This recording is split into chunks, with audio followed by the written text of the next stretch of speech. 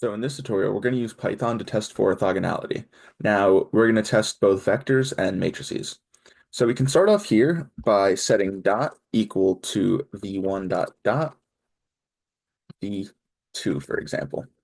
Now, all this is going to do is multiply those two vectors by one another and return us an answer. Now, in this case, you can see dot is equal to 0.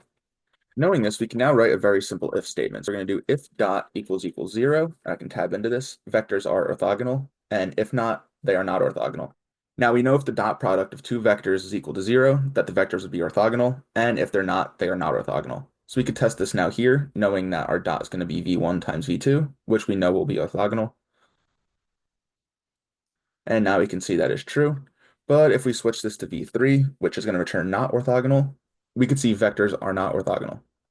Next, we can come down to test matrices. I'm going to define a matrix here.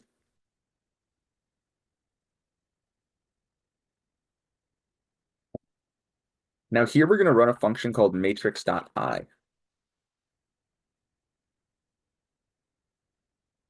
Now essentially what this does is it creates an identity matrix, hence the I, and it's using the shape of said matrix here, matrix A, which was 2 by 2.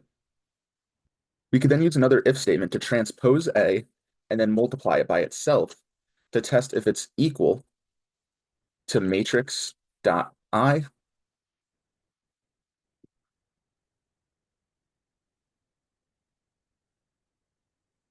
If this condition is true, we could return orthogonal. And if it's not, we can return not orthogonal. In this case, our matrix is orthogonal, but you can see here, if we switch this to a 1, we can get not orthogonal. Now, this is a quick way to test for orthogonality, and I hope that helps and saves you some time.